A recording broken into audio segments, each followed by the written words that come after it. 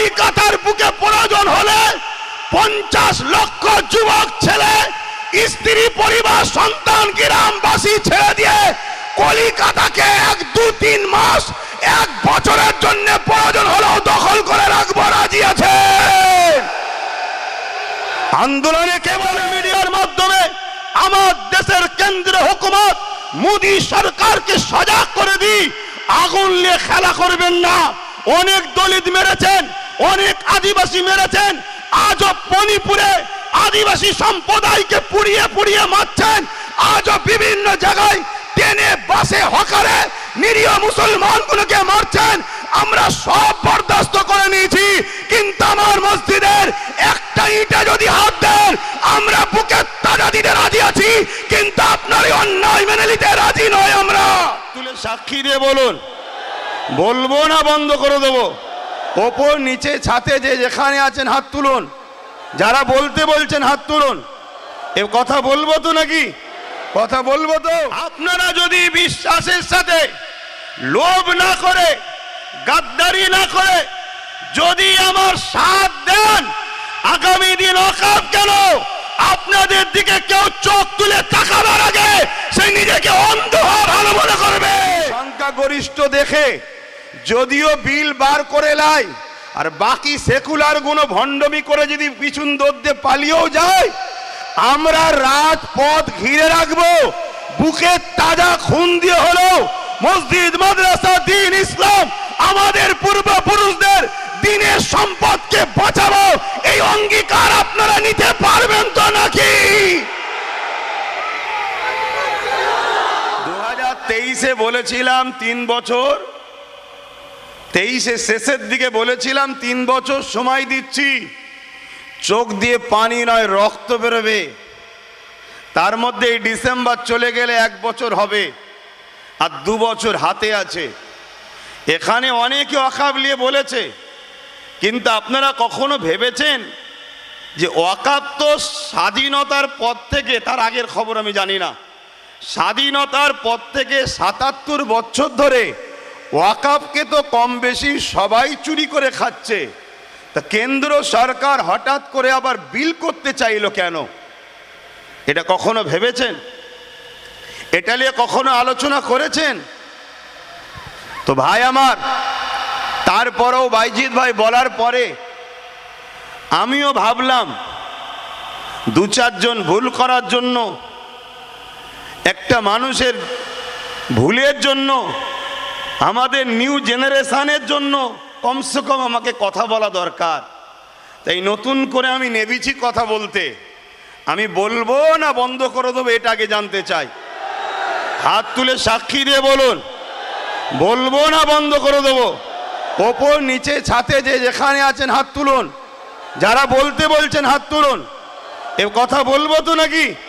কথা বলবো তো? কিন্তু কথা বললে শুধু শুনবেন না বিশ্বাসের সাথে সাথ দেবেন? আমার দেশের একজন মহানায়ক ছিলেন নেতাজি সুভাষচন্দ্র বসু। তিনি বলেছিলেন, তোমরা আমাকে রক্ত দাও, আমি তোমাদের স্বাধীনতা দেব। বলেছিলেন না? এই দেশের অনেকেই রক্ত দিয়েছে, তবে গর্বের সাথে বলছি, ইসলামের অনুসারীরা 93,000 কম বেশির মধ্যে 63,000 প্লাস ইসলামের অনুসারীরা নিজের দেশ মাতৃভূমির জন্য রক্ত দিয়েছে। তো সেই জায়গাতে নেতাজির কথাকে সামনে রেখে আমিও আজকে সেই ভারতের নাগরিক হিসাবে যদি বিশ্বাস রাখতে পারেন, আমি আপনাদের কাছে কথা দিয়ে যাচ্ছি, আমার মুজাদ্দেদ জামানের রুহানি বাচ্চা ফকির সাহেব হুজুর নামে যিনি খ্যাত, সেই দরবার থেকে বলে যাচ্ছি, আপনারা যদি বিশ্বাসের সাথে লোভ না করে, গাদ্দারি না করে যদি আমার সাথ দেন, আগামী দিন ওয়াকফ কেন আপনাদের দিকে কেউ চোখ তুলে তাকাবার আগে সে নিজেকে অন্ধ ভালো মনে করবে।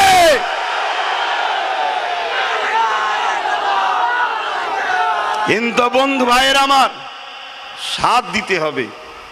500 টাকায় যদি বিক্রি হয়, ওয়াকাফ তো যাবে বাপ।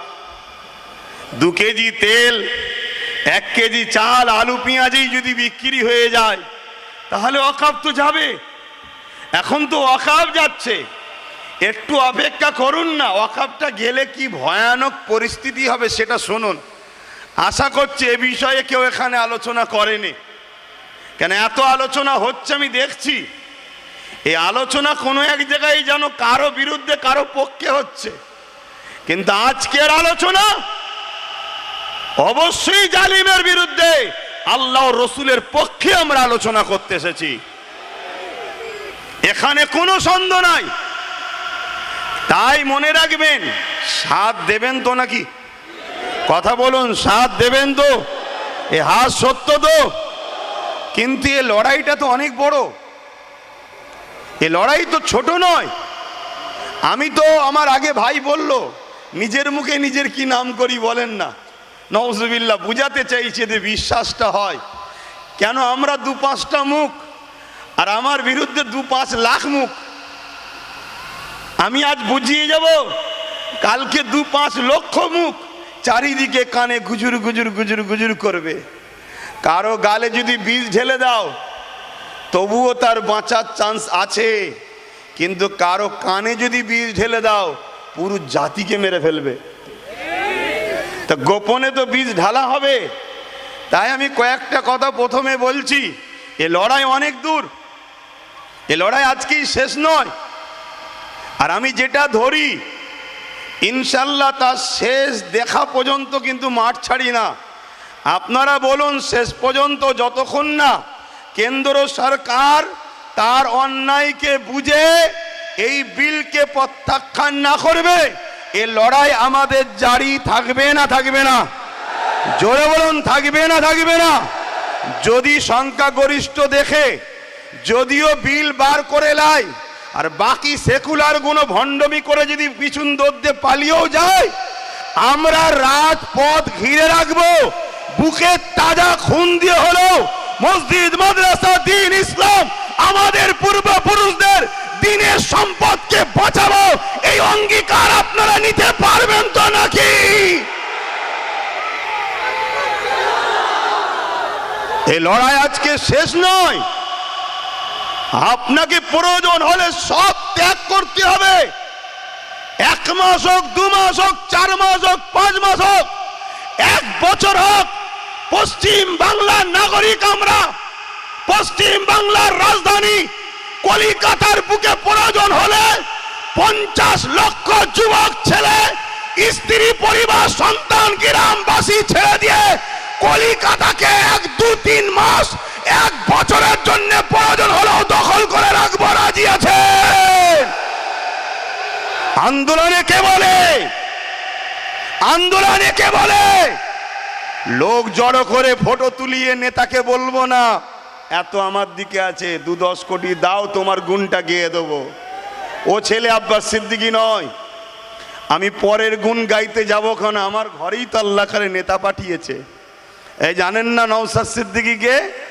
ও তো আমার ঘরের। কথা বুঝছেন না, বোঝেন না? তো এই জন্যে বলি, এটা আমার ধর্মীয় পাঠ। রাজনীতি যারা করছে করেন, রাষ্ট্র সেবা, রাষ্ট্রবাসী সেবা করতে নেমেছেন করুন, কিন্তু পাওয়ারের জোরে যদি আপনি আমার ধর্মের উপরে আঘাত দিতে চান, কেন্দ্র সরকারের জন্য কয়েকটা ঘটনা সোশ্যাল মিডিয়ার মাধ্যমে বলি। মনে রাখবেন, মসজিদে আকসা, এই মসজিদে আকসাকে বারবার জালিমরা দখল করেছিল। মসজিদে আকসাকে একটা সময় সেলিবিয়া সম্প্রদায়রাও দখল করেছিল। আপনারাও শোনেন, এই যে মসজিদ দখলের ষড়যন্ত্র, মসজিদ নিয়ে যে নাটক চলছে, মসজিদ নিয়ে যে অপদস্থ অপমানিত চক্রান্ত চলছে, এটা আজকে নতুন নয়। এর আগে ফারুকে আজমের সময় তো হয়েছিল। কিন্তু আমি একজন ঐতিহাসিক মহানায়কের ইতিহাস আপনাদের শোনাই এবং সোশ্যাল মিডিয়ার মাধ্যমে আমার দেশের কেন্দ্রীয় হুকুমত মোদী সরকারকে সজাগ করে দিই, আগুন নিয়ে খেলা করবেন না। অনেক দলিত মেরেছেন, অনেক আদিবাসী মেরেছেন, আজও মণিপুরে আদিবাসী সম্প্রদায়কে পুড়িয়ে পুড়িয়ে মারছেন। আজও বিভিন্ন জায়গায় ট্রেনে, বাসে, হকারে নিরীহ মুসলমানগুলোকে মারছেন, আমরা সব বরদাস্ত করে নিয়েছি, কিন্তু আমার মসজিদের একটা ইটে যদি হাত দেন আমরা বুকে তাজা দিতে রাজি আছি, কিন্তু আপনার এই অন্যায় মেনে নিতে রাজি নয় আমরা। ভাইয়ের আমার, আজকে যে ইতিহাসটা জানাতে চাইছিলাম, মসজিদে আকসাকে সেলিবিয়া সম্প্রদায়রা দখল করেছিল, গায়ের জোর দিয়ে মুসলমানদের নামাজ বন্ধ করেছে, আজান ইকামতকে বন্ধ করেছে। আজকে যেমন আমার ভারতবর্ষে আমি 2013-14-তে বলেছিলাম একটা দিন আসছে তোমাদের মসজিদে কেউ একজন মিথ্যা কেস করে দেবে, কোর্ট বলবে সমাধান না হওয়া পর্যন্ত নামাজ আজান বন্ধ থাকবে। বলেছিলাম না বলিনি? আজকে সেই দিন আমরা দেখতে পাচ্ছি। কি দেখছি? সাম্বাল মসজিদে তদন্তর নামে একদল ভিড়কে নিয়ে যে 4-4টে তাজা প্রাণকে খুন করা হলো, পুলিশের গুলিতে তাদের জীবন চলে গেছে, এটাই সমাজ মাধ্যমের মাধ্যম দিয়ে যাওয়া যাচ্ছে। আজকে সেই সাম্বাল মসজিদে তালা মারা হয়েছে, আজান বন্ধ আছে, নামাজ বন্ধ আছে। আজকে বলুন, ঠিক সেম ভাবে মসজিদে আকসাকে সেলিবিয়ারাও কিন্তু আজান নামাজ একামত বন্ধ করে দিয়েছিল।